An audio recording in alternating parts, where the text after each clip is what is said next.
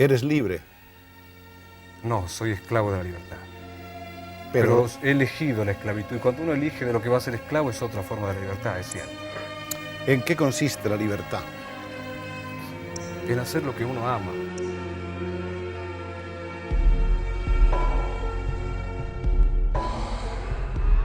La ley del intercambio equivalente es el pilar central de Fullmetal Alchemist y actúa como una regla fundamental dentro del mundo de la alquimia. Sin embargo, su significado y aplicación van mucho más allá de la simple transmutación de materia, ya que en realidad es una metáfora de las leyes de la vida, el sacrificio, la justicia y los límites humanos. A través de esta ley, Hiromu Arakawa construye un mundo que cuestiona la moralidad, la ciencia y la espiritualidad, estableciendo una de las reflexiones más ricas en la historia del manga. Desde los primeros capítulos, Edward y Alphonse nos explican que la alquimia se rige por un principio absoluto. Para obtener algo de igual valor debe perderse. A nivel práctico, esta ley dicta que los alquimistas no pueden crear algo de la nada. Siempre debe haber un equilibrio en la transmutación de materia. Sin embargo, la historia se encarga de cuestionar y desmontar esta idea a lo largo del desarrollo del manga, revelando que la vida misma no es un sistema de intercambio justo. Cuando Edward y Alphonse intentan revivir a su madre Trilla, aplican esta ley al pie de la letra, recolectan todos los elementos químicos que componen el cuerpo humano y lo transmutan, esperando traerla de vuelta, pero la alquimia no puede devolver un alma, por lo que el resultado es un fracaso absoluto. Edward pierde una pierna y Alphonse todo su cuerpo. Para corregir su error, Edward sacrifica su brazo derecho para fijar el alma de su hermano a una armadura. Es en este momento donde la ley adquiere un significado más profundo. No solo dicta cómo funciona la alquimia, sino que también define el costo de las decisiones y las consecuencias de jugar a ser Dios. A lo largo del manga, los personajes comienzan a cuestionar la validez de esta ley. Si bien la alquimia parece seguirla, la realidad de la vida no siempre lo hace, ya que en múltiples ocasiones vemos como las personas pierden cosas sin recibir nada a cambio. El caso más evidente es el genocidio de Ishbal. La población de Ishbal perdió su tierra, su familia y su cultura a manos del ejército de Amestris, pero después de todo ese sufrimiento no recibieron absolutamente nada. La ley del intercambio equivalente no aplica a la guerra, a la política o a la moral. El conflicto en Ishbal es una de las mayores pruebas de que el mundo de Fullmetal no sigue realmente una ley de equilibrio. La guerra comienza como un enfrentamiento entre el gobierno de Amestris y la población ishbalí, pero rápidamente se convierte en un genocidio sistemático. A lo largo del manga se nos revelan los horrores de esta masacre, y cómo fue que se cometieron crímenes de guerra con la excusa de un supuesto bien mayor. En términos de equivalencia, Ishbal no obtiene absolutamente nada a cambio de su sufrimiento. No hay compensación, no hay justicia, ni tampoco hay restauración de lo perdido. Sus habitantes son asesinados en masa, sus ciudades son reducidas a escombros, y su cultura es prácticamente erradicada. Aquí se rompe la noción de que la vida sigue un sistema de dar y recibir, ya que hay pérdidas que no llevan a ninguna ganancia. Para personajes como Scar, esta falta de equilibrio es inaceptable. Desde su perspectiva, si Amestris le arrebató todo a su pueblo, él debe hacer lo mismo con ellos, convirtiéndose a él mismo en un instrumento de venganza. Sin embargo, incluso en su camino de destrucción, nunca logra restaurar lo perdido. El asesinato de alquimistas estatales no le devuelve a su familia ni tampoco le devuelve a su pueblo. Scar encarna la frustración de un mundo donde no hay equivalencia, sino solo pérdida y abuso de poder. La guerra de Ishbal también nos muestra cómo la idea de dar algo a cambio de algo es utilizada como una justificación para el abuso. Los alquimistas estatales son reclutados para aniquilar a los ishbalíes bajo la promesa de prestigio, ascensos y seguridad en el ejército. En teoría, se les ofrece un trato, obedecen órdenes y a cambio obtienen estabilidad. Pero si frenamos a pensar un segundo, esta equivalencia es totalmente falsa. Muchos de los alquimistas terminan pagando un precio mucho mayor del que esperaban. Roy Mustang queda psicológicamente destrozado por haber asesinado civiles con su alquimia de fuego. No es un alquimista, pero Risa pierde su inocencia al convertirse en una asesina de élite. El ejército de Amestris es una entidad que extrae poder y recursos sin ofrecer nada realmente valioso a cambio. Manipula la alquimia como un arma de guerra sin considerar sus consecuencias humanas. Este es otro punto donde la ley de intercambio equivalente se convierte en una ilusión. Los que están en el poder pueden tomar sin dar, mientras que los que sufren rara vez reciben justicia. La ley del intercambio equivalente sugiere que todo tiene un precio, pero la realidad que muestra Fullmetal es que algunos pagan mucho más que otros, y algunos otros obtienen riqueza sin haber dado nada a cambio. Si la alquimia fuera un reflejo de la realidad, entonces la guerra debería ser un intercambio. Dos bandos pelean, ambos sufren pérdidas y al final se alcanza algún tipo de equilibrio. Pero lo que Ishbal demuestra es que el mundo de Fullmetal no funciona así. La guerra no es un proceso simétrico ni justo, es una herramienta utilizada por la cúpula militar para tomar lo que desean sin dar nada a cambio. Este cuestionamiento es esencial para entender la obra.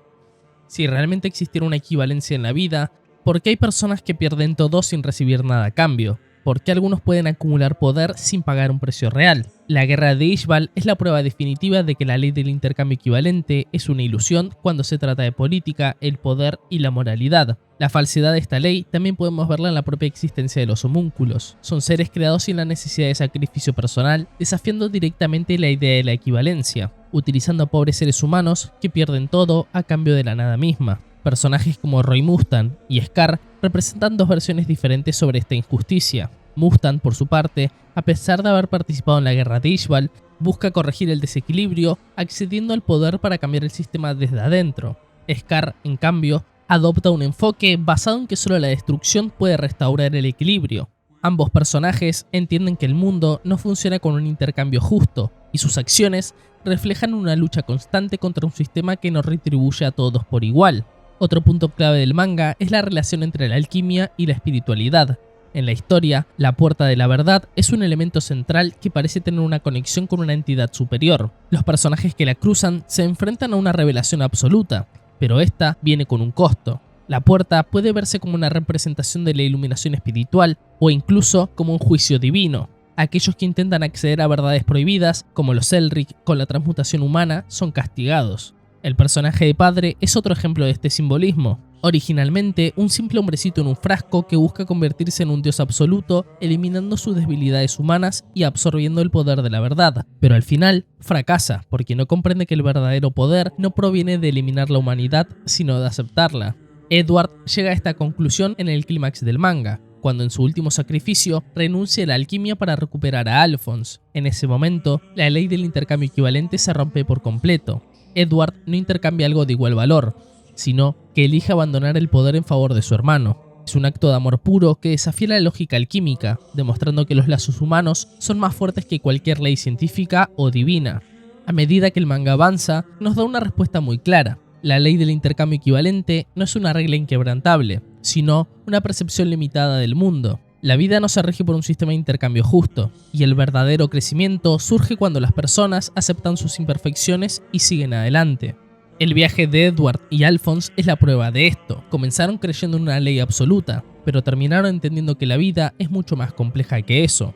El sacrificio no siempre tiene una recompensa, el conocimiento no siempre lleva a la verdad, y el poder sin límites solamente lleva a la destrucción. El final de Fullmetal Alchemist nos deja con una idea clara.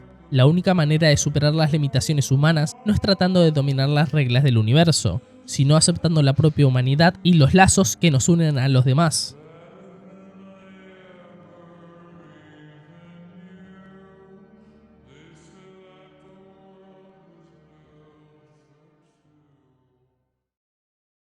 Desde el comienzo de la obra, la idea de buscar la verdad es el motor de esta. Edward y Alphonse son alquimistas que buscan conocer los secretos de la transmutación humana y recuperar lo que perdieron, pero a lo largo del manga, la verdad se presenta como un concepto ambiguo y peligroso. Cuanto más cerca están los personajes de alcanzarla, mayor es el precio que deben pagar. La historia nos muestra que la verdad no es simplemente el conocimiento absoluto, sino un camino lleno de sufrimiento, sacrificio y consecuencias irreversibles. En el manga de Arakawa, la verdad es representada como una entidad omnisciente que habita en la puerta de la verdad, un espacio metafísico donde reside el conocimiento absoluto de la alquimia y del universo. Cada persona que intenta violar las reglas naturales de la existencia es llevada ante la verdad, quien se encarga de castigar su arrogancia. La verdad no es un ser cruel ni malvado, pero tampoco es misericordioso. Funciona como un principio absoluto que castiga a quienes buscan conocimiento prohibido. Como le dice a Edward, soy lo que ustedes llaman el mundo, o quizás el universo, o tal vez Dios, o la verdad, o el todo, o el uno, y también soy tú. Esta frase encierra un significado extremadamente profundo y útil para todo lo que viene después. La verdad no es un ser externo que impone castigos arbitrarios, sino una manifestación del orden del mundo. Hohenheim y Padre representan dos caras opuestas de la misma moneda. Dos seres que alcanzaron el conocimiento absoluto y se enfrentaron a la verdad, pero que tomaron caminos opuestos en su relación con ella.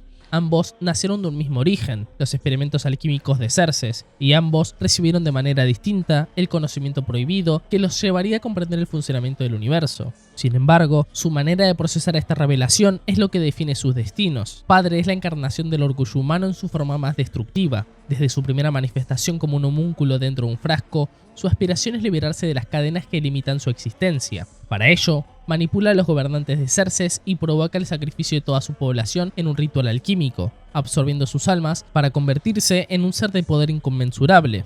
Su nuevo cuerpo le permite separarse de su frágil envase original, pero también lo condena a un ciclo de insatisfacción constante. A pesar de haber alcanzado un nivel de existencia superior, nunca se siente completo, nunca se siente realmente libre. Su orgullo lo lleva a despreciar la condición humana y a buscar un poder aún mayor, uno que lo eleve por encima incluso de la verdad misma. La verdad le concede el poder que tanto desea, pero también le impone un límite inquebrantable. A pesar de su omnipotencia aparente, sigue siendo un ser incompleto. Por eso, su deseo de absorber a Dios y convertirse en un ser absoluto es la culminación de su orgullo.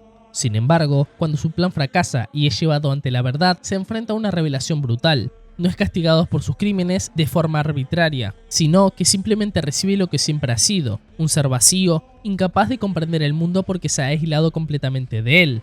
La verdad no le impone un castigo, solo le muestra su propia realidad, y su caída no es un acto de justicia divina, sino la consecuencia inevitable de su propia arrogancia. En contraste, Hohenheim representa la humildad y la aceptación del conocimiento. Como esclavo en Xerxes, su primer encuentro con la alquimia y el conocimiento es a través de su amo, pero su verdadero despertar ocurre cuando Padre lo engaña y lo convierte en una piedra filosofal viviente.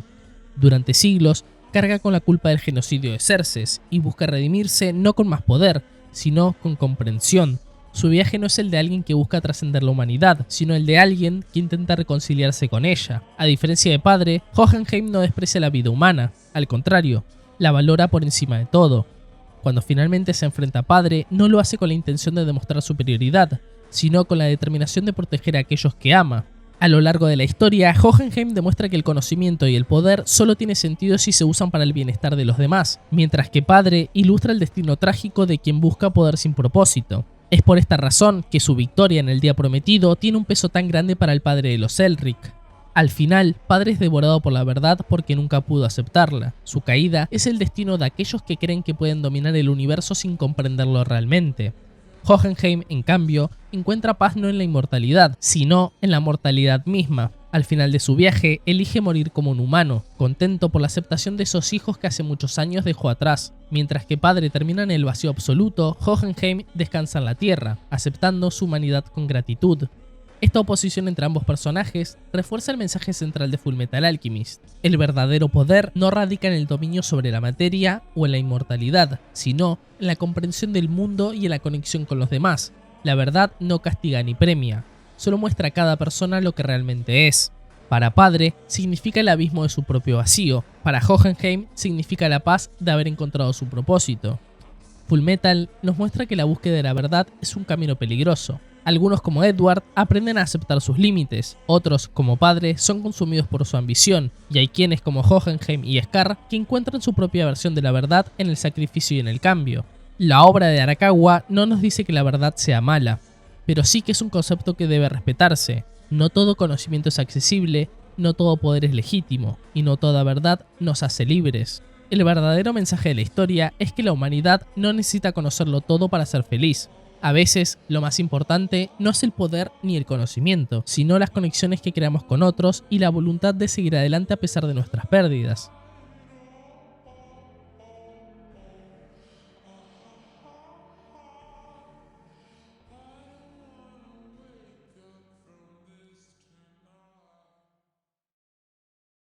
El concepto del alma en Fullmetal es uno de los pilares filosóficos y narrativos más profundos de la obra.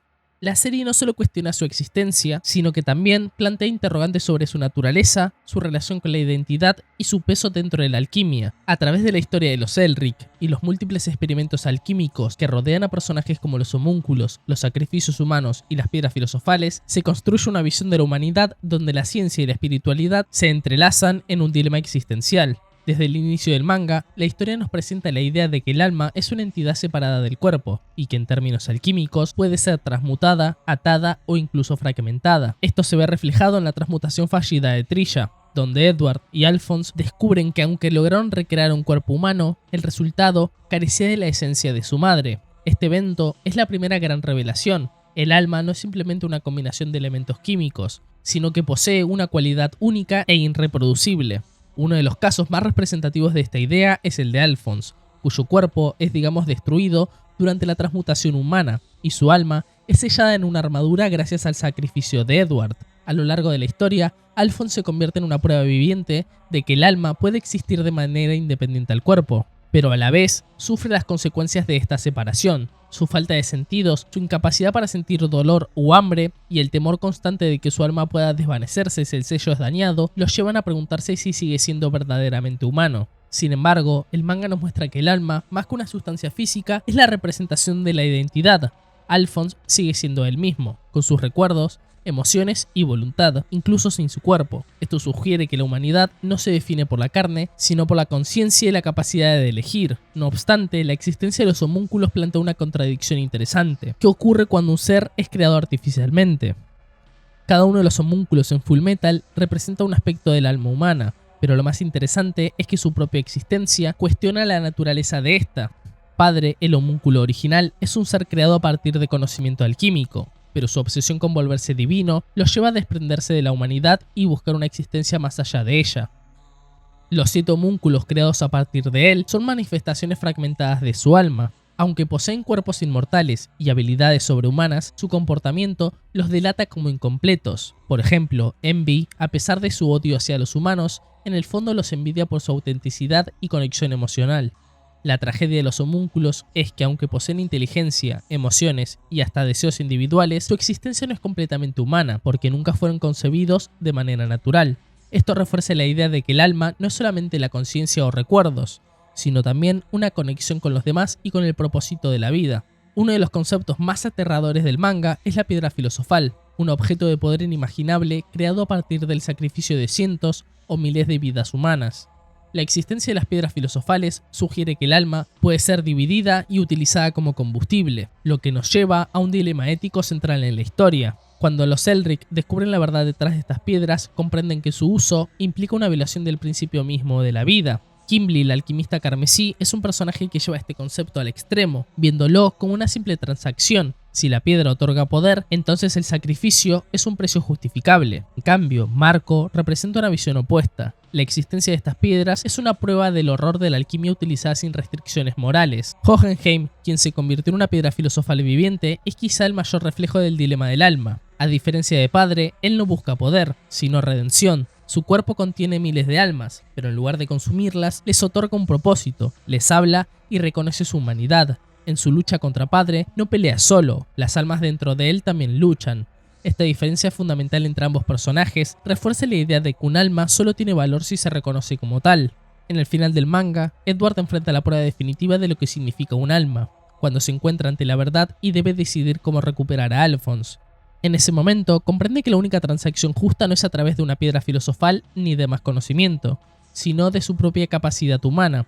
Al renunciar a su alquimia, Edward demuestra que la verdadera fuerza de un ser humano no reside en su poder, sino en su determinación y en su vínculo con los demás. La verdad, que hasta ese momento había castigado a quienes intentaban sobrepasar sus límites, acepta este intercambio, porque Edward ha entendido la lección más importante de todas. El alma humana no puede ser replicada, su valor es inmutable y no puede ser reducido a una simple ecuación alquímica. En última instancia, Fullmetal Alchemist utiliza el concepto del alma para explorar la esencia de lo que significa ser humano. A través de los Elric, los homúnculos, las piedras filosofales y la verdad, Arakawa nos plantea que la identidad no es solo una cuestión de cuerpo o de memoria, sino de voluntad, de elecciones y de la capacidad de conectar con los demás. La historia nos deja con una conclusión clara. No hay atajos ni soluciones fáciles para comprender la existencia. La humanidad no se define por su conocimiento o su poder, sino por su capacidad de aprender, crecer y aceptar las limitaciones de su propia naturaleza. La verdad no es un castigo ni una recompensa, sino el reflejo de lo que cada personaje es realmente. Y al final,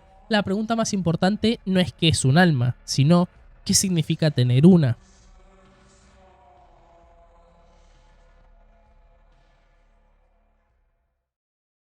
En el mundo de Fullmetal, los homúnculos son seres artificiales creados a partir de la piedra filosofal, y cada uno encarna uno de los 7 pecados capitales: lujuria, gula, envidia, ira, orgullo, pereza y avaricia. A primera vista, estos personajes parecen representar simplemente la maldad, sirviendo como antagonistas de la historia y obstáculos en el camino de los hermanos Elric. Sin embargo, al analizarlo más profundamente, podemos ver que los homúnculos no son simplemente seres malvados en un sentido absoluto. Cada uno de ellos es en realidad una manifestación de deseos humanos reprimidos y aspectos incontrolables de la naturaleza humana. No son villanos en el sentido clásico de la palabra, sino que encarnan impulsos que los humanos intentan contener o rechazar. A través de ellos, se nos muestra que el verdadero peligro no radica en la existencia de estos impulsos, sino en la negación de los mismos y en la falta de control sobre ellos. Pride es probablemente el homúnculo más peligroso de todos después de Padre, ya que no solamente representa la arrogancia, sino también la superioridad absoluta. Su forma para mostrarse al mundo es la de Selim Bradley, el supuesto hijo de King Bradley, pero en realidad es una entidad de oscuridad que consume y domina a quienes lo rodean. Lo interesante de Pride es que, a diferencia de otros homúnculos que experimentan alguna forma de duda o conflicto interno, él nunca se cuestiona a sí mismo. Se ve como un ser supremo diseñado para liderar y manipular a los demás. En este sentido, su existencia es la manifestación más extrema del deseo humano de poder y control. El orgullo puede ser visto como un motor del progreso, pero también como el origen de la caída de muchos personajes en esta historia. El vínculo que tiene con su madre adoptiva es bastante interesante. Este vínculo aparentemente insignificante resulta ser una de las contradicciones más fascinantes de Pride. Durante el trayecto hacia el día prometido, él en un momento habla con Alphonse mientras llama a Kimberly con código Morse, y durante esta conversación, él le cuenta que la mujer de Bradley le salvó la vida, y que a pesar de que él sabe que podría haberse salvado por sus propios medios, queda sorprendido por lo que puede llegar a lograr el amor de una madre. Pride es único entre los homúnculos porque tiene una identidad pública, establecida dentro de la sociedad, mientras que los demás son agentes de Padre que operan desde las sombras. Esta doble identidad le otorga una ventaja estratégica. Puede moverse libremente sin levantar sospechas, influir en el mundo humano sin la necesidad de esconderse y actuar con impunidad dentro de un sistema que lo protege. Pero esta fachada no es solamente una herramienta de engaño, sino también una forma de estabilidad psicológica.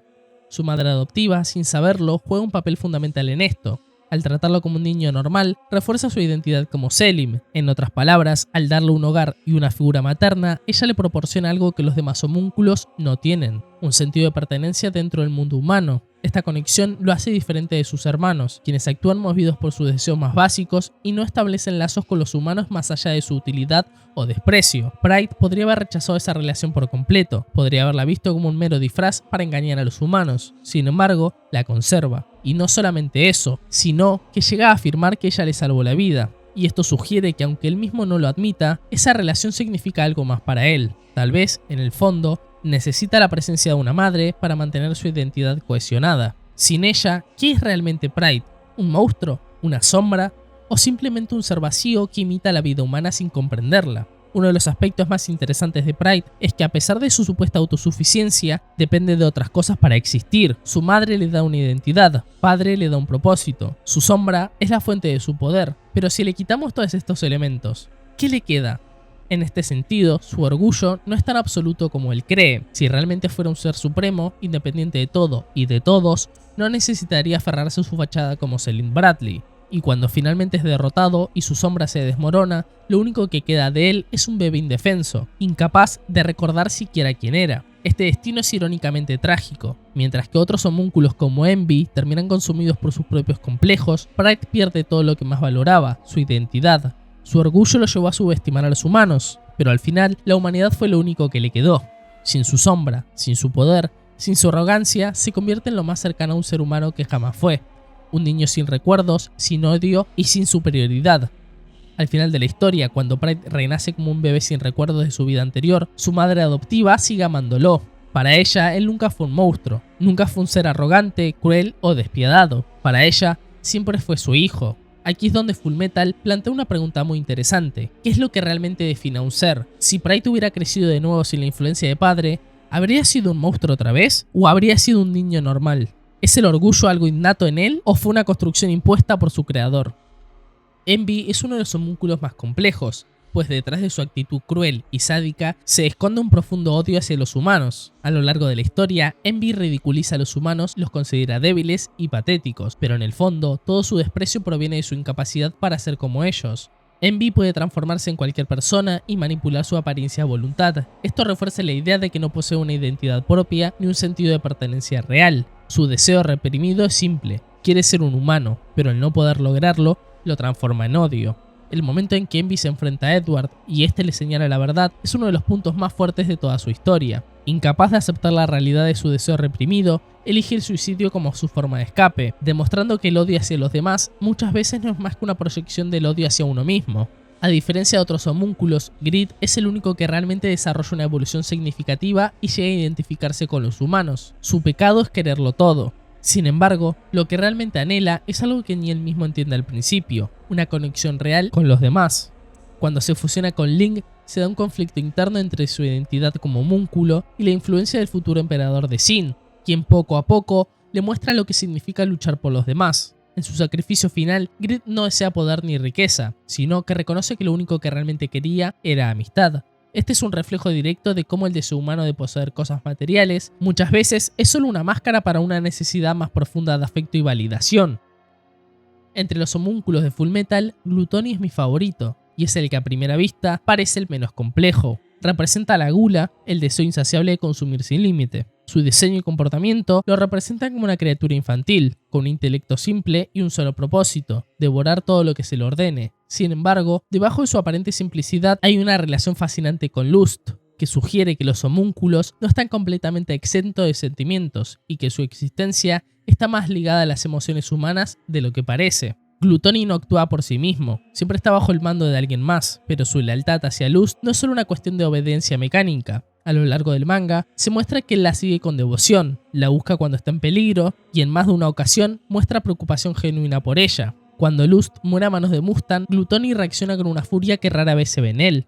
Su dolor es evidente, es un momento en el que Gluttony, un ser supuestamente insensible, demuestra un apego emocional profundo. ¿Pero por qué? ¿Qué significa Lust para él? Uno de los aspectos más interesantes de esta relación es la dinámica de poder. Lust es una de las más astutas y manipuladoras entre los homúnculos, mientras que Gluttony es el más ingenuo. Su relación no parece una de iguales, sino más bien una de dependencia. Lust no solo lo guía, sino que en cierto modo también lo cuida. Él la sigue como un niño sigue a su madre, confiando ciegamente en ella y obedeciendo sus órdenes sin cuestionarlas. Desde esta perspectiva, la reacción de Gluttony ante la muerte de Lust cobra aún más significado. No solo perdió a su compañera de misiones, perdió a la única figura que le proporcionaba estabilidad. Sin Lust, Gluttony se vuelve aún más errático, actuando sin dirección y sin propósito claro. Es como si su existencia estuviera ligada a ella.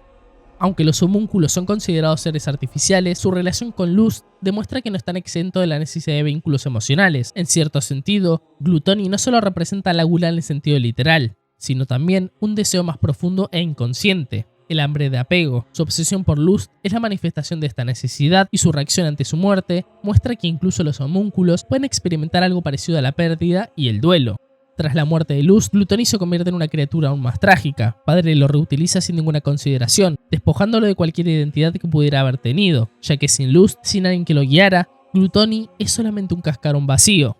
Esto refuerza un mensaje clave en esta historia. Los homúnculos pueden representar pecados capitales, pero siguen siendo reflejos distorsionados de los humanos. Gluttony, con su apetito insaciable, también personifica la necesidad de conexión, y cuando esa conexión se rompe, su existencia pierde todo significado. Si los 7 homúnculos representan impulsos humanos reprimidos, Padre representa el pecado original del orgullo en su forma más pura. Su existencia es la culminación de la ambición desmedida, el deseo de trascender la humanidad y alcanzar el estado de un dios. Desde su origen, Padre es un ser que rechaza su naturaleza. Como el hombrecito en el frasco, su primer deseo es liberarse de sus limitaciones y obtener un cuerpo propio. Sin embargo, una vez que lo consigue, esto no es suficiente. Su siguiente meta es volverse inmortal, eliminar cualquier debilidad y eventualmente absorber el poder de Dios mismo.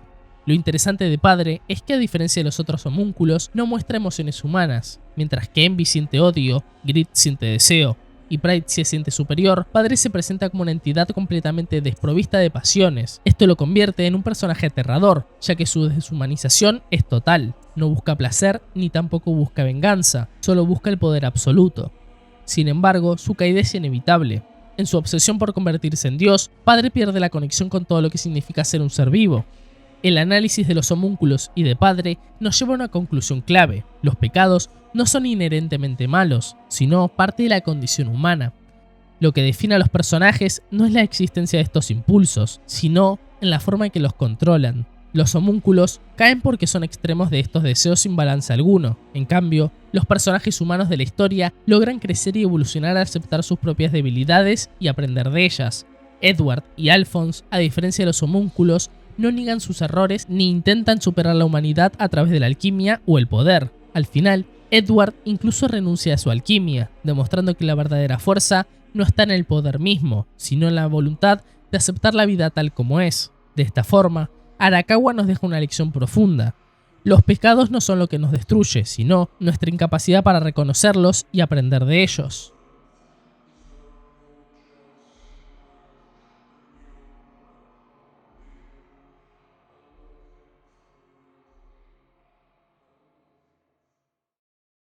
Bradley es sin duda uno de los antagonistas más fascinantes de esta obra. A diferencia de los demás homúnculos, que fueron creados a partir de fragmentos de las emociones de Padre, Bradley nació como un humano común y corriente. Su existencia plantea preguntas sobre el destino, el libre albedrío y el poder, convirtiéndolo en un personaje trágico y aterrador al mismo tiempo. A diferencia de otros homúnculos como Envy o Lust, Bradley no fue fabricado desde cero. Era un ser humano común y corriente seleccionado desde joven para convertirse en el líder de Amestris. Junto con otros humanos, fue sometido a un experimento brutal en el que le implantaron la piedra filosofal en su cuerpo, buscando fusionarlo con las almas que la componían. Lo interesante aquí es que Bradley no perdió completamente su humanidad en el proceso. Mientras que los otros candidatos murieron al ser consumidos por la piedra filosofal, él fue el único que logró sobrevivir, absorbiendo la esencia de la ira y convirtiéndose en un ser con habilidades sobrehumanas. Sin embargo, esta función también significó que, a diferencia de los otros homúnculos, Bradley no podía regenerarse, lo que hacía que fuera más cercano a un humano en términos de vulnerabilidad. Pero ¿hasta qué punto seguía siendo un humano? El concepto de la ira en este personaje es interesante, porque a diferencia de Envy o Greed, él no actuaba de manera impulsiva. Su ira no era descontrolada, sino fría, calculada y dirigida hacia un propósito específico. En lugar de estallar en furia irracional, su versión del pecado es más bien una visión pragmática y despiadada del mundo. No le interesa el sufrimiento de los demás, ni tampoco busca venganza por emociones personales, sino que destruye de manera eficiente y sin remordimientos cuando es necesario. Un ejemplo de esto es el rol que cumple en la guerra de Ishbal. Bradley no mató por odio o por placer, sino porque cumplía órdenes. Para él, la guerra era un simple mecanismo para avanzar en los planes de Padre, y los humanos no eran más que peones sacrificables en un tablero de ajedrez. Uno de los aspectos más interesantes que podemos destacar de este personaje es su relación con el destino. A diferencia de los otros homúnculos, que fueron creados artificialmente y siguieron ciegamente los deseos de Padre, Bradley tuvo que ganarse su posición a través de una selección cruel y despiadada. En ese sentido, él es el único homúnculo del cual podríamos decir que eligió su destino entre muchísimas comillas. Sin embargo, a lo largo del manga, Bradley deja entrever que es consciente de que su vida ha sido predeterminada y que, a pesar de su poder, nunca fue realmente libre. Hay un gran contraste entre él y personajes como Scar o Edward, quienes constantemente desafían las reglas establecidas. Bradley, en cambio, acepta su papel sin cuestionarlo. Pero aquí surge una paradoja interesante. Si Bradley es un ser que encarna la ira, la rebeldía y la lucha, ¿por qué se somete a un destino impuesto por otros? La respuesta podría estar en su personalidad y en su visión del mundo. Para él, el destino es simplemente una fuerza inevitable. Su existencia misma es una prueba de que el mundo es cruel, que los fuertes sobreviven y los débiles mueren. No se revela contra esto porque su propia filosofía de vida se basa en la aceptación de la brutalidad del mundo. Uno de los aspectos más intrigantes de Bradley es su relación con su esposa. A lo largo del manga, se menciona que su matrimonio no fue parte del plan de Padre, sino que fue una decisión propia y que él mismo fue quien eligió a su mujer. Este detalle es extremadamente importante, porque implica que hubo algo en su vida que sí eligió por voluntad propia. Mientras que su reinado, su título y su papel como líder de Amestris fueron impuestos, su relación con su esposa fue una decisión que él mismo tomó. Esto nos lleva a preguntarnos algo: ¿realmente amaba a su esposa? ¿O simplemente la veía como un accesorio de su identidad humana? Aunque nunca lo dice explícitamente, hay momentos en la historia que sugieren que Bradley sí tenía un afecto genuino por ella, ya que varias veces repite que la eligió y que fue una de las pocas cosas que pudo decidir por sí mismo. Esto nos muestra que aunque Bradley era un arma viviente, había un fragmento de él que seguía siendo un humano. El clímax del personaje llega en su enfrentamiento contra Scar. En esta pelea está herido y ya no tiene ninguna ventaja absoluta. Sin embargo, se niega a rendirse y sigue luchando como un guerrero hasta el final. Su muerte es interesante, porque no muere con arrepentimiento ni con un gran discurso de redención.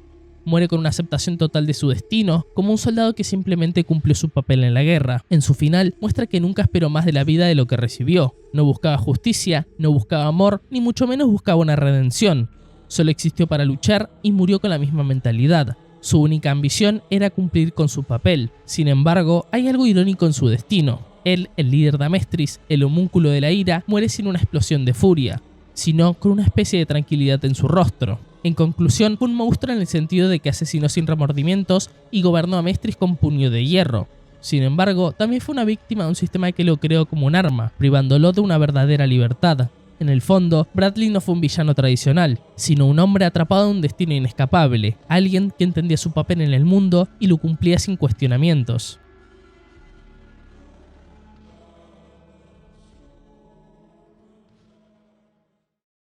En esta obra, la justicia no es un concepto estático, sino un eco que resuena de manera diferente según quien lo pronuncie. La obra de Arakawa nos muestra un mundo donde la línea entre el bien y el mal no está claramente marcada, donde el significado de la justicia cambia según la perspectiva de cada personaje, y donde las acciones justificadas desde un punto de vista pueden ser condenables desde otro. Desde el comienzo de la historia, Edward y Alphonse trabajan como alquimistas del Estado, una posición que les otorga acceso a recursos y protección, pero que también los convierte en perros de un sistema que estaba corrupto sin ellos saberlo. La justicia del Estado de Amestris es una justicia basada en el poder. Quienes están en la cima deciden que es justo y que no. El caso más evidente de esta distorsión de la justicia es la guerra de Ishbal. El gobierno, liderado en las sombras por Padre, utilizó el conflicto como un pretexto para exterminar a los ishbalíes y convertirlos en ingredientes para una piedra filosofal. Para los líderes de Amestris, este genocidio fue justo, porque servía a los intereses del país y se basaba en órdenes militares. Sin embargo, para los sobrevivientes de Ishbal, esta misma justicia fue una masacre impuesta por un gobierno sin escrúpulos. La justicia, en este contexto, no es un principio moral universal, sino una herramienta de manipulación utilizada por aquellos en el poder. Este dilema es lo que atormenta a personajes como Roy Mustang o Risa Hawkey.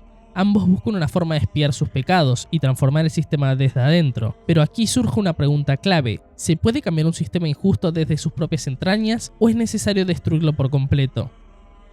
La conclusión a la que llega la historia es que el cambio es posible, pero no es inmediato ni tampoco es fácil. Mustang y su equipo no buscan venganza ciega ni un golpe de estado violento, sino que buscan una transición hacia una nueva era donde la justicia no sea dictada por el poder absoluto, sino por la equidad y la humanidad. Fullmetal nos deja con la idea de que la justicia estatal solo puede ser verdadera cuando está al servicio del pueblo y no de los intereses de unos pocos. Uno de los personajes que mejor ejemplifica la lucha por la justicia es Scar.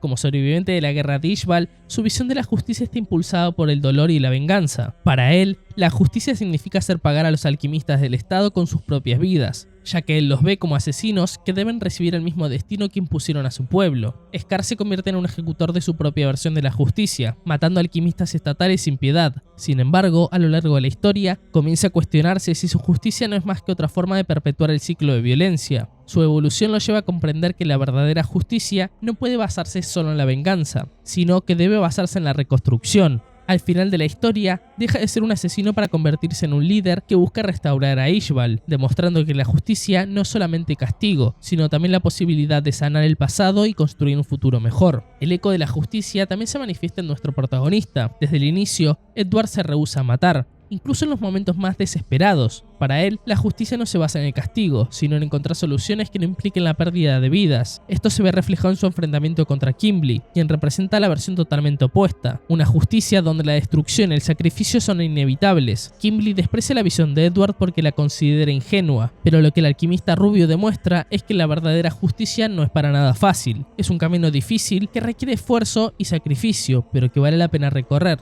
Al final de todo, Fullmetal nos muestra que la justicia no es un concepto físico ni absoluto, es un eco que se repite a través del tiempo y de los personajes, moldeado por sus experiencias y decisiones. Algunos la ven como venganza, otros como redención y algunos otros como un ideal inalcanzable. Pero lo que la historia nos deja claro es que la verdadera justicia solo se logra cuando se busca con compasión y con la voluntad de romper los ciclos de odio y violencia.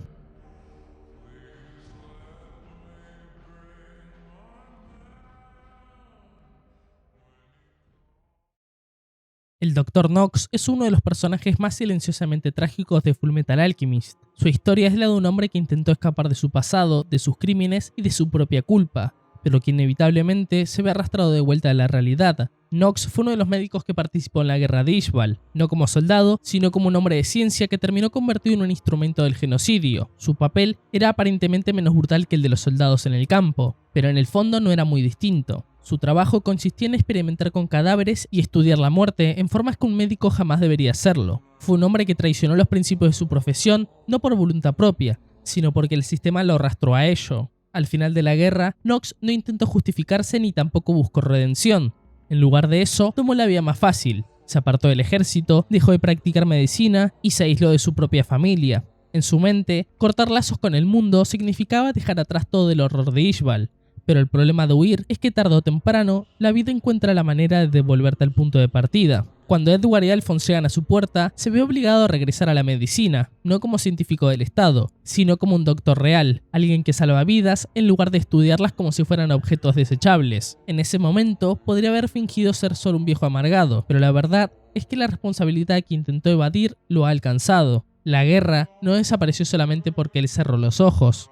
Sin embargo, lo más significativo de su desarrollo no es solo su regreso a la medicina, sino la manera en que su familia también lo alcanza. Su esposa e hijo, a quienes había dejado atrás, regresan a su vida cuando menos lo espera. No lo confrontan con odio ni tampoco con reproches, sino con algo mucho peor para alguien como él, con amabilidad. La posibilidad de reconstruir lo que destruyó está frente a él, pero aceptar esa oportunidad significaría aceptar que su huida fue un error. Knox es un hombre que nos muestra que huir no resuelve nada. No importa cuánto se intente escapar, el pasado siempre regresa. Pero lo que Fullmetal Alchemist sugiere con su historia no es que el castigo sea inevitable, sino que enfrentar el pasado es la única forma de seguir adelante. La redención no se encuentra en la evasión, sino en la reconstrucción, y al final, aunque Knox nunca podrá borrar lo que hizo en Ishbal, al menos puede intentar ser mejor persona en el presente. Puede ser un doctor, puede ser un padre, y puede ser alguien que no se esconda nunca más.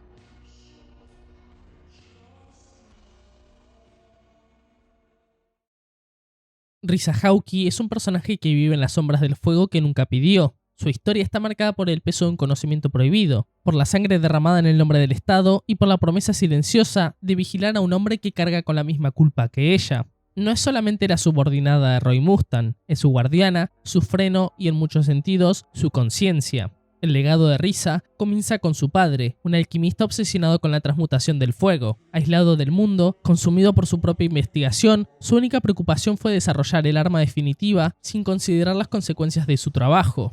En su paranoia, en lugar de escribir sus descubrimientos en un libro, decidió tatuar la información en la espalda de su hija, convirtiéndola en un receptáculo viviente de su conocimiento. Este acto es el punto de partida de toda la tragedia de Risa. Su propio cuerpo se convirtió en una prueba de la locura de su padre, un recordatorio permanente de que el fuego solo puede traer destrucción. Cuando su padre muere, es Roy Mustang quien hereda su conocimiento. Joven e idealista, ve en la alquimia de fuego no solamente una herramienta de guerra, sino un medio para proteger a los más débiles. Pero Risa, que conoce mejor que nadie la naturaleza devastadora de aquel poder, toma una decisión drástica. Le pide a Roy que utilice este conocimiento para el bien, pero si alguna vez se desvía su camino, ella será quien lo detenga. Como símbolo de este pacto, le confía su espalda, permitiéndole ver y memorizar la fórmula de la alquimia de fuego. En ese momento, Risa decide pedirle que queme el tatuaje y borre todo lo que pueda. Durante la guerra de Ishbal, Risa y Roy fueron parte de la maquinaria asesina del ejército de Amestris, él incendiando pueblos enteros con su alquimia, ella ejecutando enemigos con una precisión letal. A diferencia de otros soldados que se refugiaban en la idea de estar cumpliendo órdenes, Risa era completamente consciente del horror en el que participaba. A medida que la guerra avanzaba, la carga de sus crímenes se hacía cada vez más pesada. No encontraba justificación ni redención en su papel de soldado. Solo podía contar los cadáveres y preguntarse si algún día podría volver a sentirse humana. Cuando la guerra termina, queda atrapada en una paradoja. Por un lado, sabe que la alquimia de fuego es un arma terrible, una fuerza que nunca debió existir. Por otro lado, reconoce que Roy es la única persona en la que puede confiar para cambiar a Amestris. Por eso decide seguirlo, no como una simple subordinada, sino como un escudo y un freno. Es su aliada más leal, pero también su mayor amenaza. Si él alguna vez se desvía del camino que prometió seguir, ella lo va a detener, incluso si eso significa matarlo. Risa no es solamente el respaldo de Mustang, es también el peso de su pasado. Mientras que Roy es un hombre de grandes ambiciones, decidido a llegar a la cima para cambiar el país, ella es la que carga con los recuerdos de lo que hicieron para llegar hasta ese lugar. No se deja llevar por sueños idealistas ni discursos heroicos. En criollo, no se deja convencer con espejitos de colores. Entiende que la revolución no limpiará la sangre de sus manos y que ningún cambio de gobierno puede devolver la vida a las víctimas de Ishbal, pero sigue adelante porque aunque no puede deshacer el pasado, puede evitar que se repita. El dolor de Risa no se limita a la guerra o al peso de su conocimiento, también se refleja en su propia forma de ser, siempre contenida, siempre disciplinada, nunca permite que sus emociones interfieran con su deber, pero en los momentos claves de la historia, su verdadera fragilidad se muestra. Cuando Roy está consumido por la ira tras la muerte de Hughes, o cuando está a punto de asesinar brutalmente a Envy, ella no grita, no ruega, simplemente se prepara para hacer lo que sea necesario, incluso si eso implica matar o morir para detener a la persona que más respeta. Es en esa escena, cuando Roy está a punto de perderse en su venganza, donde la verdadera esencia de su relación se revela. No es solamente lealtad, ni tampoco es amor reprimido. Es el entendimiento de que ambos son lo único que impide que el otro se hunda completamente. Cuando Risa está a punto de matarlo, Roy finalmente entiende que la única razón por la que ha llegado tan lejos sin convertirse en un monstruo es porque ella siempre ha estado a su lado. El peso de la guerra, el legado de su padre, el pacto silencioso con Mustang, todo define a Risa. Es un personaje atrapado entre la culpa y la esperanza, que no busca redención porque sabe que no la merece. Tampoco busca venganza, porque sabe que la violencia solo genera más violencia. Lo único que puede hacer es seguir adelante, con la esperanza de que al final del camino, nadie más tenga que convertirse en un arma como ella tuvo que hacerlo.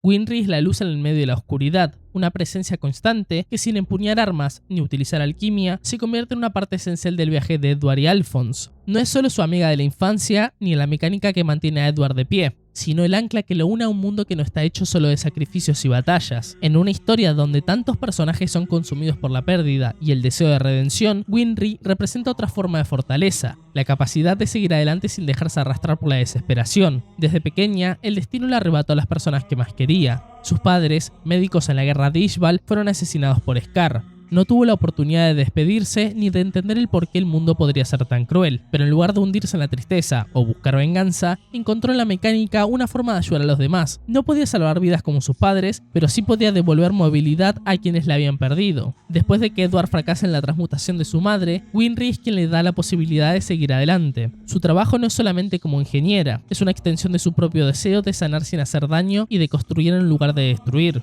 A medida que la historia avanza, empieza a notar cuánto ha cambiado Edward. Siempre lo había visto como el nene tarado y testarudo con el que creció, pero hay un momento en el que se da cuenta de que se ha convertido en alguien que carga con un peso inmenso. Cuando ella dice que nunca se había dado cuenta de que Edward tenía una espalda tan grande, no se refiere a un comentario físico, sino una forma de reconocer todo lo que él ha soportado. Edward no solo lleva la responsabilidad de recuperar el cuerpo de su hermano, sino también la culpa de sus errores y el dolor de todas las veces que ha fallado. Su espalda se volvió grande porque carga con un peso que pocos podrían soportar, pero no es hasta que se enfrenta a Scar cuando empieza a comprender realmente sus propios sentimientos. Descubre que el asesino de sus padres ha estado cerca de ella todo este tiempo, que la persona a la que podría culpar por su sufrimiento está frente a sus ojos, pero en ese momento, sosteniendo un arma con manos temblorosas con la posibilidad de disparar y hacer justicia por sí misma, Edward se interpone entre ella y Scar, rogándole que no lo haga, ya que la venganza no va a calmar su dolor, no va a traer de vuelta a sus padres, ni tampoco va a cerrar las heridas de su corazón. Soltar el arma es una decisión difícil, porque en un mundo donde la violencia parece ser la única respuesta, elegir no matar es el acto de mayor valentía. En el momento donde Edward se interpone para que no matara a Scar, él le dice algo que encapsula todo lo que es Winry dentro de la historia. ¿Te acordás que hiciste nacer a un nene en Rush Valley? ¿No me diste un brazo y una pierna para que pueda estar de pie? Tus manos no son para matar gente, esas manos son para salvar vidas. No necesita pelear para ser fuerte, no necesita estar en el campo de batalla para tener un impacto. Ella es la prueba de que la verdadera fortaleza no siempre se encuentra en la lucha, sino en la capacidad de sostener a los demás cuando todo parece desmoronarse. Después de ese episodio, sin darse cuenta, comienza a ver a Edward de otra manera. No es que haya ignorado sus sentimientos antes, pero es en ese momento cuando empieza a aceptar lo que realmente significan. No hay una gran revelación ni una escena dramática, solo un simple pensamiento que le ayuda a comprenderlo todo. Lo piensa con la misma naturalidad con la que siempre ha estado a su lado, arreglando su automail, preocupándose por él cada vez que sale a arriesgar su vida sin pensar en las consecuencias. Su amor por Edward no nace de un momento específico, sino de una acumulación de años, de pequeñas interacciones y de la confianza inquebrantable que tiene el uno en el otro. Winry es la representación de la paz en un mundo donde la guerra ha marcado a todos. Su fortaleza no radica en su capacidad de pelear, sino en su habilidad de sanar y seguir adelante. Es la prueba de que aunque la tragedia y el sufrimiento formen parte de la vida, siempre existe la posibilidad de encontrar algo por lo que seguir adelante. En una historia donde todos los personajes buscan redención, Winry es la única que nunca tuvo que encontrarla, porque desde el principio ella eligió el camino de la esperanza.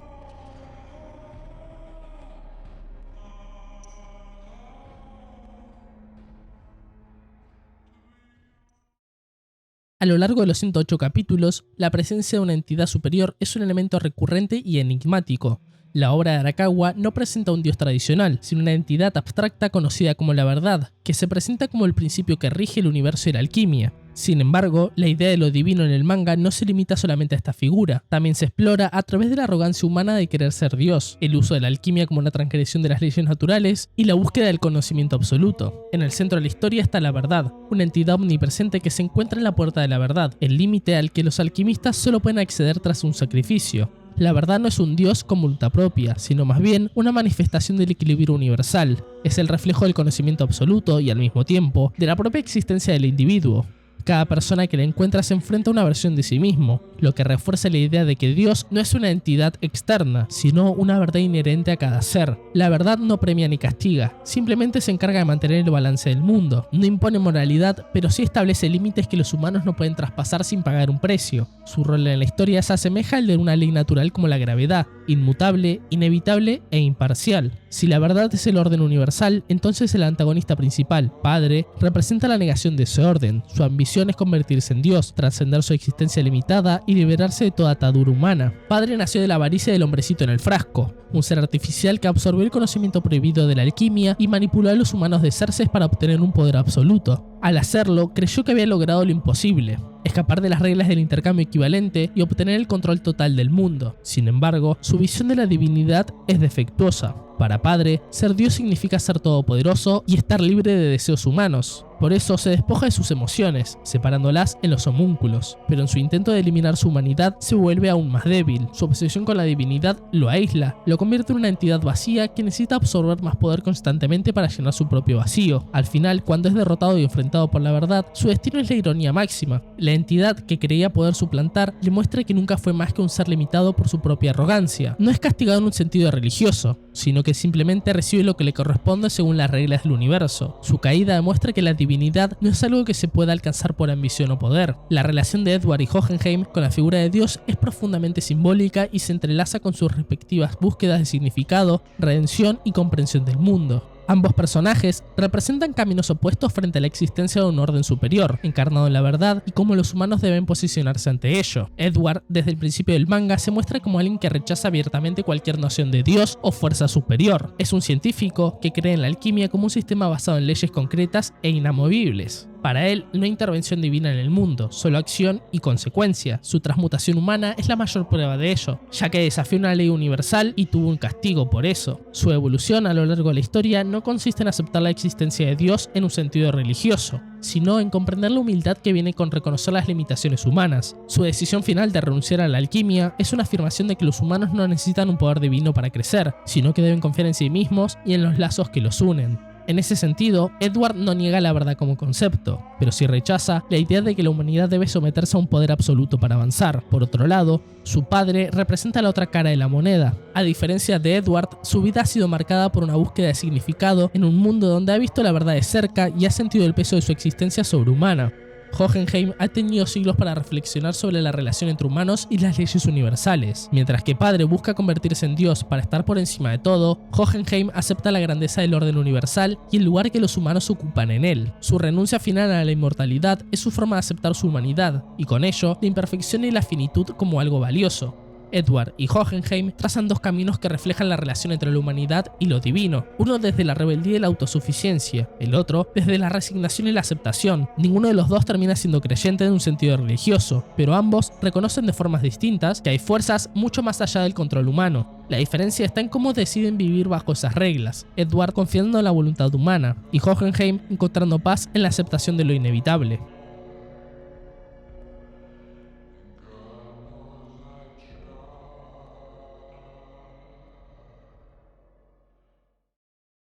La libertad es en esencia una de las mayores aspiraciones del ser humano. Se busca, se anhela y se defiende como un derecho fundamental. Sin embargo, en Fullmetal, la libertad no es un estado de gracia, sino una carga, un camino plagado de sacrificios y consecuencias. Los personajes, aunque aparentemente libres para tomar sus propias decisiones, están enfrascados por sus promesas, su pasado y sus ambiciones. Esta paradoja los convierte en esclavos de la libertad, obligados a seguir adelante a pesar del costo que ello implica. Desde el principio de la obra, Edward y Alphonse encarnan esta contradicción. Como alquimistas, poseen el conocimiento y el poder para moldear la materia a su voluntad, pero su mayor error, intentar resucitar a su madre, los esclaviza a una lucha constante por recuperar todo lo que perdieron. En su afán de corregir su equivocación, se ven obligados a seguir un camino que ellos mismos eligieron, pero cuyas restricciones los atan tanto como cualquier cadena. La ley del intercambio equivalente que rige la alquimia y establece que nada puede obtenerse sin dar algo a cambio no es solamente un principio científico dentro de la obra, sino una metáfora del costo de la libertad. Cada elección que toman los personajes viene acompañada de un precio que deben pagar, y en su caso, ese precio es el sacrificio continuo. Edward en particular ejemplifica esta paradoja de forma aún más extrema. En su desesperación por encontrar una solución, acepta convertirse en un perro del ejército, un título que desprecia, pero que asume porque es la única manera de avanzar en su búsqueda. Paradójicamente, en su afán de ser libre y recuperar el cuerpo de su hermano, se somete voluntariamente a una institución que lo limita, que lo usa como herramienta, que lo obliga a obedecer órdenes y operar dentro de un sistema corrupto. Su libertad se convierte en una ilusión, porque cada paso que da dentro del ejército lo mantiene encadenado a sus propias decisiones y a las reglas de una estructura que no le pertenece. A lo largo de la historia se nos muestra que la libertad nunca es gratuita. Todos los personajes que buscan un propósito, una meta, una verdad, terminan encadenados a sus propias decisiones. La lucha por la justicia de Mustang, la búsqueda de redención de Scar, el deseo de Edward y Alphonse de recuperar sus cuerpos y la inmortalidad de Hohenheim son en última instancia prisiones autoimpuestas. La paradoja de Fullmetal radica en que cuanto más luchan por ser libres, más atrapados quedan en el camino que eligieron. Esta contradicción alcanza su punto más alto en el final de la historia. Edward, quien ha pasado toda su vida buscando el conocimiento y el poder de la alquimia para recuperar lo que perdió, renuncia finalmente a ella, pero este acto no es un sacrificio, sino la afirmación definitiva de su libertad. Al soltar la alquimia, deja atrás las cadenas que lo ataban a su pasado y elige un futuro basado en su propia determinación, en su humanidad. Es el único personaje que logra liberarse verdaderamente, entendiendo que la verdadera fortaleza no está en el poder, sino en la capacidad de tomar decisiones más allá de lo que considera posible. En un mundo regido por el intercambio equivalente, donde todo debe pagarse con algo de igual valor, Fullmetal nos muestra que la libertad es la más costosa de todas las aspiraciones. Los personajes son libres de elegir su destino, pero esa elección siempre viene acompañada de consecuencias inevitables. Son esclavos de sus propios ideales, de sus promesas y de sus errores. Si observamos la obra desde una perspectiva más filosófica, podemos ver cómo la noción de libertad está profundamente ligada al sacrificio. La idea de que solo a través del sufrimiento y la perseverancia se puede alcanzar un propósito se repite constantemente en la narrativa. No es solamente un dilema personal para nuestros protagonistas, sino también una verdad universal dentro de todo este mundo de Fullmetal. Todos los personajes están atrapados en esta paradoja. Cuanto más luchan por librarse de sus cadenas, más se ven obligados a pagar un precio por esa libertad. Incluso los antagonistas, como los homúnculos, representan facetas de esta esclavitud de la libertad. Aunque creados con el propósito de ser superiores a los humanos y libres de sus limitaciones, cada uno de ellos está atado a una debilidad interna que los hace vulnerables. Fullmetal Alchemist nos enseña que la verdadera libertad no se encuentra en el poder ni en la ausencia de restricciones, sino en la capacidad de aceptar nuestras limitaciones y aprender a vivir con ellas. Los personajes que logran encontrar la paz no son aquellos que consiguen todo lo que desean, sino aquellos que aprenden a dejar ir, a aceptar la vida tal como es y a valorar lo que realmente importa. En este sentido, la historia nos deja con una última reflexión. La libertad no es un destino, sino un viaje. Y en ese viaje, la única certeza es que siempre habrá un precio que pagar.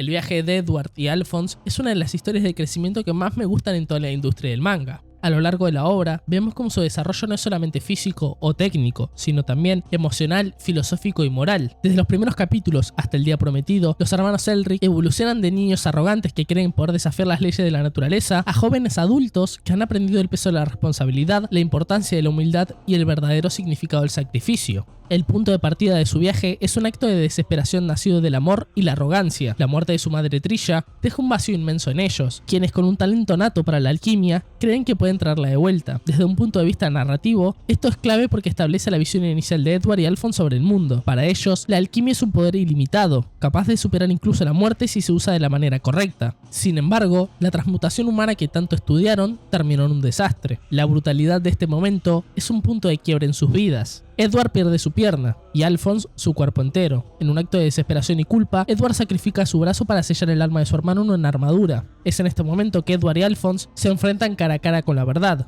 Una entidad que les muestra las consecuencias de sus actos y les hace entender que la alquimia no es todopoderosa, sino que obedece a un orden universal. La pérdida de sus cuerpos es tanto física como simbólica. Es la materialización de su error, un peso que cargarán durante toda la historia. Desde este punto en adelante, su viaje se convierte en una búsqueda de redención, pero también aprender qué significa realmente la alquimia y cómo deben vivir con el conocimiento que poseen. A lo largo de todo su viaje, Edward y Alphonse no solamente buscan la piedra filosofal como una solución a su problema, sino que también se enfrentan a dilemas morales que desafían su percepción del mundo. Edward es más duro que una piedra y a menudo impulsivo, creyendo que puede resolver todo con su ingenio y su destreza en la alquimia. Sin embargo, se encuentra con realidades que van más allá de la lógica alquímica. Uno de los momentos clave en su desarrollo moral es el encuentro con Tucker y Nina. Este episodio de sus vidas es una demostración del lado más oscuro de la alquimia y del peligro de verla solamente como una herramienta para alcanzar el conocimiento o poder. La tragedia de Nina obliga a Edward a cuestionarse hasta dónde se puede llegar en nombre de la ciencia y el progreso. Es el primer golpe a su infantil forma de pensar. Otro momento fundamental es cuando descubren que la piedra filosofal se crea a partir de vidas humanas. Aquí, Edward y Alphonse deben decidir qué clase de alquimistas quieren ser. La opción fácil sería usar la piedra, pero hacerlo significaría aceptar el sacrificio de otros por su propio beneficio. Esta decisión es un punto de maduración enorme para ellos. Eligen seguir otro camino,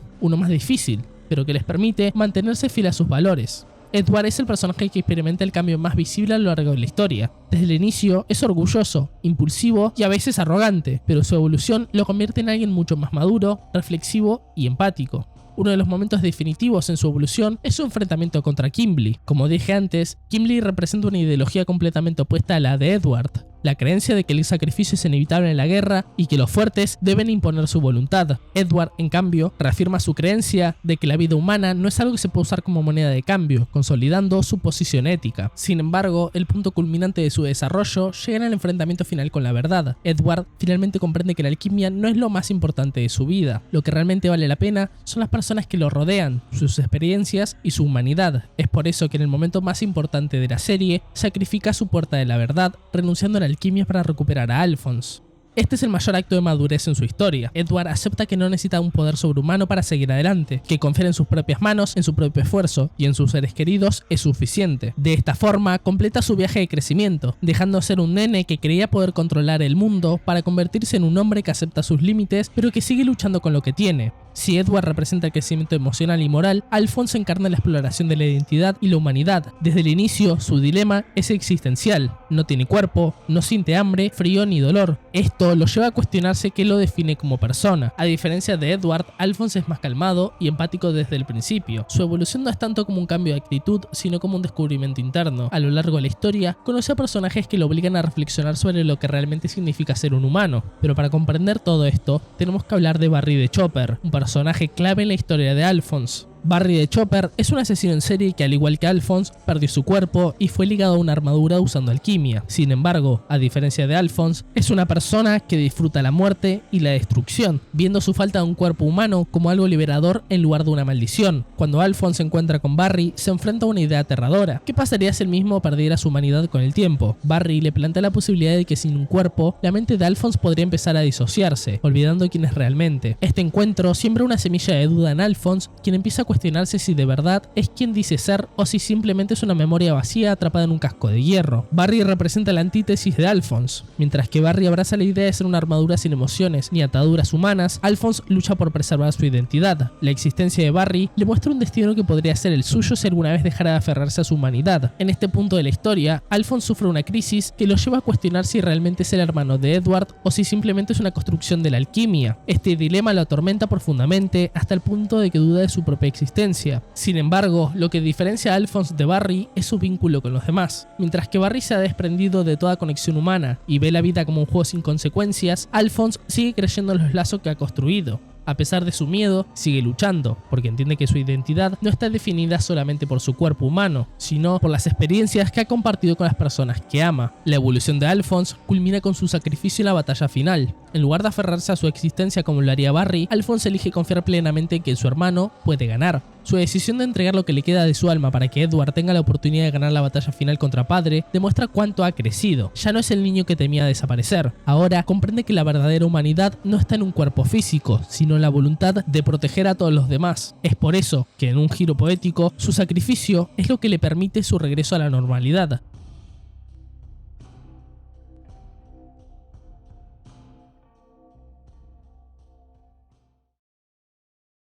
El dolor es un precio inevitable en el camino hacia el cambio. En esta escena, Roy Mustang, un hombre que siempre se ha mostrado fuerte e inquebrantable, no puede ocultar la tristeza por la muerte de su amigo, pero en lugar de admitir su sufrimiento, disfraza sus lágrimas bajo la excusa de la lluvia. Esta imagen, a pesar de ocurrir temprano en Fullmetal, encapsula la esencia de la obra.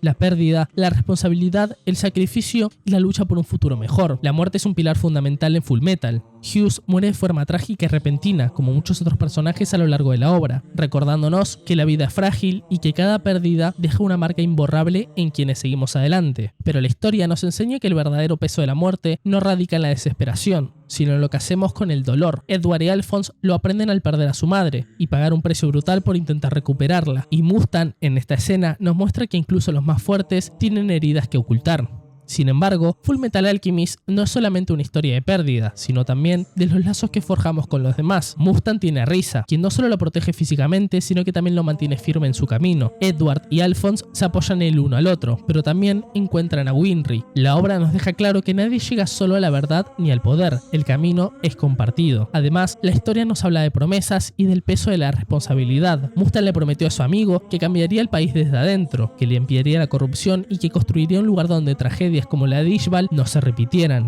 Su llanto reprimido es también la carga de esa promesa, un recordatorio de que su misión todavía no había terminado. El pasado es inalterable, pero el futuro es una construcción. Todos los personajes cargan su historia con sus errores y sus cicatrices, pero la diferencia entre ellos y quienes caen en la desesperación es su decisión de seguir avanzando. No se trata de ignorar el dolor, sino de transformarlo en algo que valga la pena. Por eso, esta página es tan poderosa. Mustang llora, pero sigue de pie, sufre pero no se detiene, y esa es la verdadera enseñanza de Fullmetal Alchemist. En la alquimia y en la vida, el intercambio equivalente parece una regla absoluta. Nada puede obtenerse sin dar nada a cambio, pero a lo largo de la historia aprendemos que hay algo que desafía esta ley, la determinación humana, la capacidad de dar sin esperar recibir. No todo puede medirse en términos de pérdida y ganancia, porque hay cosas que trascienden cualquier fórmula. Así como Mustang niega su llanto con una mentira, Fullmetal nos recuerda que la verdadera fortaleza no está en esconder nuestras cicatrices, sino en aprender a vivir con ellas y seguir adelante, porque incluso en los días más oscuros, bajo la lluvia más intensa, siempre hay una razón para seguir luchando. Al final de la historia, los personajes comprenden que la alquimia nunca fue la respuesta. Edward renuncia a ella no como un sacrificio, sino como una afirmación de que la verdadera fortaleza no está en el poder, sino en las personas que nos rodean. Su padre, tras siglos de soledad, encuentra la paz en la mortalidad. Alphonse, que vivió atrapado entre dos mundos, recupera su cuerpo y reafirma su identidad. Y Mustang, quien soñaba con un futuro mejor, aprende que ese futuro solo puede construirse con quienes caminan a su lado. A lo largo de la historia, todos los personajes han buscado algo: la verdad, la justicia, el poder, el perdón, pero al final lo que realmente importa no es lo que se gana, sino lo que se está dispuesto a dar a cambio. No hay verdad absoluta, no hay respuestas fáciles, solo el camino que elegimos seguir, y en ese camino es inevitable que de vez en cuando se ponga a llover. Más allá de la mala leche de alguna gente, ¿en qué sentís que tendrías que hacer una autocrítica? ¿En qué te equivocaste vos? No, yo creo que me equivoco, me sigo equivocando, pero yo creo que es normal, o sea, el que no se equivoca es porque no vive.